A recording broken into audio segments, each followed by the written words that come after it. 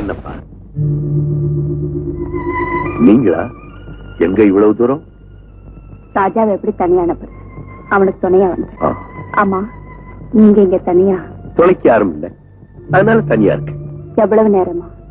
எத்தனையோ காலமா. கடந்த காலத்தை நினைச்சு யோசனை பண்ணிட்டு இருக்கீங்களா? அந்த நினைவுகளை எல்லாம் எப்படி மறக்கிறதுன்னு முயற்சி பண்ணிட்டு இருக்கேன். நான் வரேன்.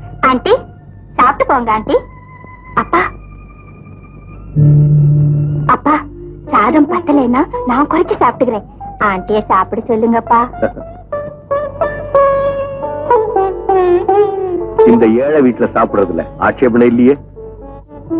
ஏழையா இருந்தாலும் பணக்காரனா இருந்தாலும் வயிறு ஒண்ணுதான். வாங்க சாப்பிடலாம். ராஜா, இந்த பிளேட் யாருக்கு? யாராவது விருந்தாளி வராங்களா? இந்த பிளேட் எங்க அம்மாவுக்கு. ஆனா நீ உட்கார்ல ஆண்டி. உங்க அப்பா என்ன சொல்லுவாரு? இந்த வீட்டுல எல்லாமே என் மகனுடைய இஷ்டம் தான். தாராளமா உட்காருங்க. வெல்கம்.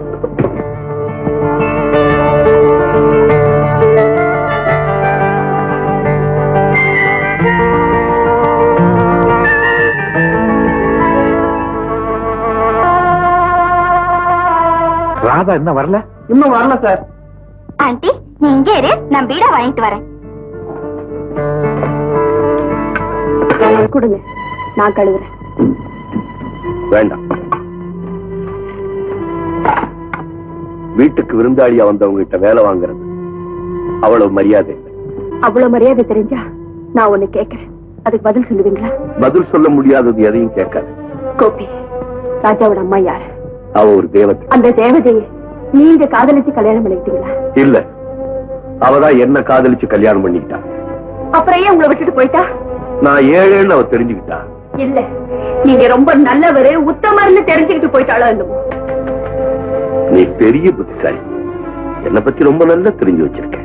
உங்களை சந்திக்கிறதுக்கு முன்னாடியே உங்களை பத்தி தெரிஞ்சிருந்தா நான் எவ்வளவோ நிம்மதியா இருந்திருக்கேன். என்ன செய்யறது ராதா? சுட்டதுக்கு அப்புறம் தான் நெருப்புன்னு தெரியுது. இந்த கல்யாணத்துல உங்களுக்கு என்ன கிடைச்சது? ரோஜா மாதிரி ராஜா கிடைச்சா, மறக்க முடியாத பல அனுபவங்கள் கிடைச்சது. நான் அதை கேட்கல. எவ்வளவு பணம் கிடைச்சது? பணமா? ஆமா, என்ன கல்யாணம் பண்றதுக்காக 3 லட்சம் வேணும்னு எங்க அப்பாவை நீங்க கேட்கல? என் ஞாபகம் இல்லையா? என் தலையெழுத்து இப்படி மாறினதுக்கு காரணமான உங்க கையெழுத்த நீங்களே பாருங்க. அன்புள்ள ராதாவுக்கு எனக்கு ஏற்கனவே திருமணமாகிவிட்டது. அந்த திருமணத்திலிருந்து நான் விடுபட வேண்டும் என்றால் என் மூத்த மனைவிக்கு 3 லட்சம் ரூபாய் கொடுக்க வேண்டும்.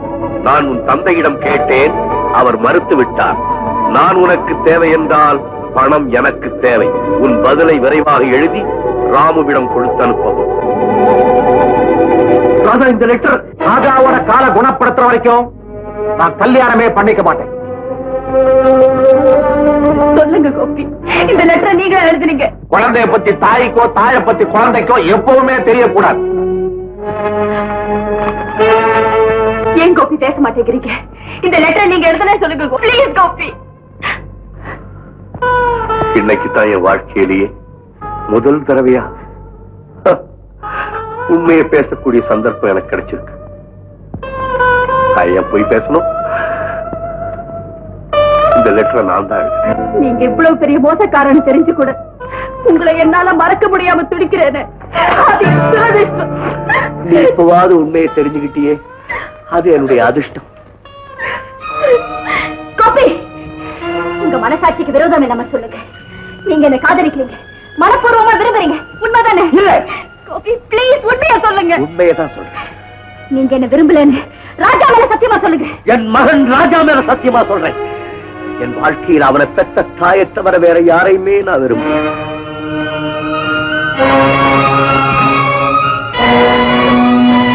ஆண்டி, ஆண்டி, ஏப்பா ஆண்டி போயிட்டாங்க? அவங்க நினைச்சா போவாங்க, நினைச்சா வருவாங்க.